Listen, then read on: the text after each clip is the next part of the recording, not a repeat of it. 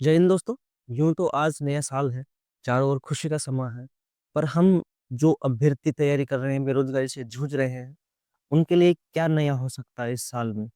क्या हमें नौकरी मिल जाना नया होगा, या फिर वही बेरोजगारी की मार खाते हुए तैयारी करते रहना नया होगा? क्या अपने माता पिता के सपने को पूरा हो जाना नया होगा, या फिर उनकी वही उदास भरी आंखें जो इंतजार में खड़ी है कि मेरा बेटा भी, मेरी बेटी भी एक दिन जॉब लग जाएंगे, उनका वो इंतजार नया होगा?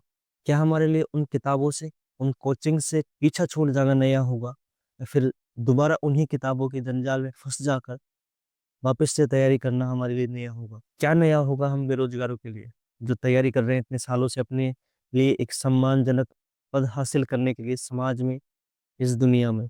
क्या हो सकता है हमारे लिए नया?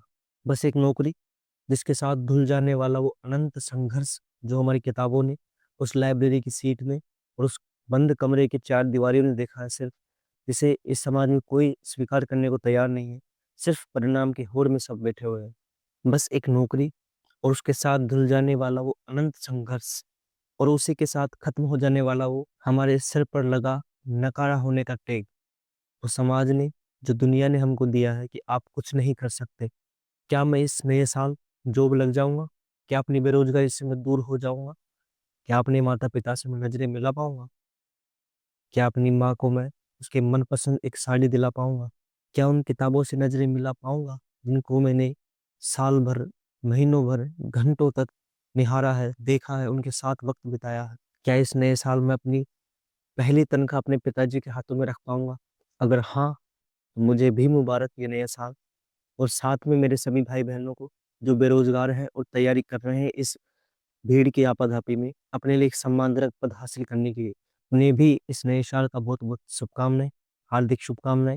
और इस उम्मीद कि आप इस वर्ष में अपने जीवन के उन सभी लक्ष्यों को हासिल कर सके जो आपने पिछले साल देखा था और उनके सपने सजाए थे आपने। दोस्तों, यूं तो एक बेरोजगारी के लिए नया साल सिर्फ वही हो सकता है जब उसके वो संघर्ष खत्म हो जाए, उसको वो नौकरी मिल जाए जो हासिल करना चाहता है। और इस नए साल के शुरुआत में आप अपने आप से इतना प्रण जरूर कीजिएगा कि इस 2026 में हमें हर हाल में अपने लिए एक जॉब सुनिश्चित करनी है, अपने सपनों की लड़ाई लड़ सके। दोस्तों, जो मुख्य रूप से जो रीट के अभ्यर्थी हैं, उनका 17 जनवरी से एग्जाम शुरू हो जाएगा। टाइम टेबल भी आ चुका है। यूं माने आपके पास 15 दिन शेष है। और जो लंबे समय से तैयारी करते आ रहे हैं जो भाई बहन, उनके लिए 15 दिन दोस्तों बहुत खास और बहुत चुनौतीपूर्ण होने वाले हैं। इस अंतिम समय में दोस्तों आपको बहुत अपने आप को संभाल के भी रखना पड़ेगा। हो सकता है कुछ साथियों को सफर यहीं समाप्त हो जाए और कुछ साथियों को रीस्टार्ट करना पड़े, तो उसके लिए भी आपको तैयार रहना पड़ेगा। 2026 2027 आपके लिए बेहद सी मौके देगा आपको अपने लिए एक जॉब सुनिश्चित करने का। बस आपको अभी से उस प्रण की ओर तत्परता से आगे बढ़ते रहना है। अपने लिए एक लक्ष्य तय करना है अपनी डायरी में, जहाँ पर आपके स्टडी टेबल है। आप वहाँ पर अपने लिए कुछ ऐसे सिंबल्स, अपने लिए कुछ चिन्हीकरण जरूर करें जो आपको याद दिलाता रहे कि आपको 2026-27 में अपने लिए एक जॉब हासिल करनी है। कहते हैं कि मैनिफेस्टेशन और लिखने से बहुत कुछ चीज़ें आपके लिए आसान हो जाती है। मैं आपसे ये कहना चाहता हूँ, और इसका मैंने प्रैक्टिकल भी किया है, इसका फ़ायदा भी मिला है। मैं आपसे भी कहना चाहता हूँ कि अपने लिए जो आप 2026 में करना चाहते हैं या फिर बनना चाहते हैं, उसे रिटर्न में उतारें और अपने सामने आँखों की नज़रों के सामने उसे रख के रखें। वो आपको मोटिवेट करता है और आपको कुछ काम करने के लिए प्रेरित करता है। उसमें कोई जादू नहीं है, कोई ट्रिक नहीं है, वो एक साइंस के तौर पे काम करता है दोस्तों। जिसे आप देखते हो बार-बार, जिस सपनों को आप हासिल करना चाहते हैं, उनको आप देखते हैं, तो आपका माइंड अपने आप आपको उसकी तरफ खींचता हुआ लेके जाता है। आपके जो भी संकल्प हैं, इस 2026 में जो आपको पूरे करने हैं, उसे रिटर्न में उतारें और हर 2-4 दिन में उसको देखते रहें और उसके अकॉर्डिंग आप प्लानिंग सेट करें कि मुझे इस साल में किसी भी तरह से जॉब हासिल करनी है। कई भर्ती प्रक्रियाएँ आएँगी, आप उनमें से किसी को एक चुनना होगा और अपने लिए वो जॉब सुनिश्चित करनी होगी दोस्तों। मेरा आने का मकसद सिर्फ़ आपको बधाई देना नहीं था, ना आपका वक़्त ज़ाया करना था। मेरा उद्देश्य सिर्फ़ यही था, जो साथी मेरे से जुड़े हुए हैं, वो अपने लिए एक नया आयाम स्थापित करें इस 2026 में, जो आप पाना चाहते हैं अगले 1 साल के अंतर्गत। 2025 का समय दोस्तों यूँ निकल गया, पता ही नहीं चला कब वो साल पूरा खत्म हो गया। वैसे ही समय दोस्तों बहुत अपनी गति से बढ़ रहा है। हमें पता भी नहीं चल रहा है कितनी जल्दी वक़्त निकल जा रहा है, कितनी जल्दी समय गुज़रता जा रहा है और हमारे हाथ में अभी तक कुछ नहीं आया। हमने 1 साल बर्बाद कर दिया हो या फिर किसी ने 1 साल को इन्वेस्ट भी किया होगा, किसी ने वेस्ट भी किया होगा। लेकिन आपको आज संकल्प लेना पड़ेगा कि आने वाला जो पूरा 1 साल 2026 वाला है, इस 1 साल में मैं या तो इस पार जाऊँगा या उस पार जाऊँगा। आपको ठान लेना है। अब तक जितना वक़्त बर्बाद किया ठीक है, एक नई शुरुआत कीजिए। वो कहते हैं कि जब उठो जभी सवेरा, आपके लिए शायद एक नया सवेरा है और आप इस तैयारी में जुड़े हुए हैं और भी भर्ती आएँगी। आपको हार के थकना नहीं है बस। यूँ सोच लो कि 2026 मेरे लिए वो साल है, जिस साल में मैं सब कुछ करने को तैयार हूँ अपनी इस जॉब को पाने के लिए। फिर जो होगा वो ईश्वर के हाथ में है। लेकिन आपको अपना एफर्ट देने के पीछे भागना है बस और कुछ नहीं सोचना।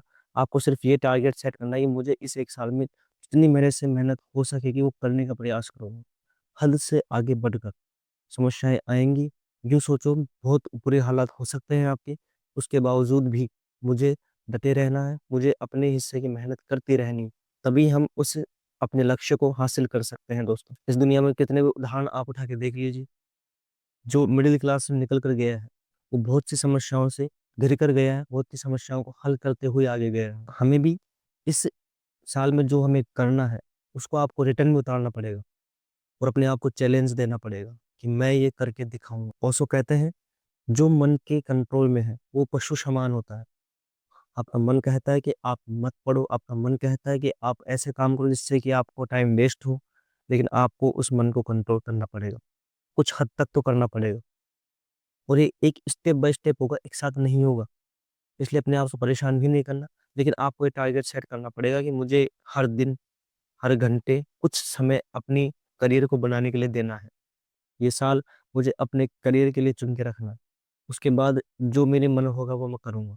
लेकिन ये साल मैं सिर्फ़ और सिर्फ़ अपने करियर को बेहतर बनाने के लिए, अपने जीवन को बेहतर बनाने के क्रम में आगे बढ़ते हुए समर्पित करूँगा बस।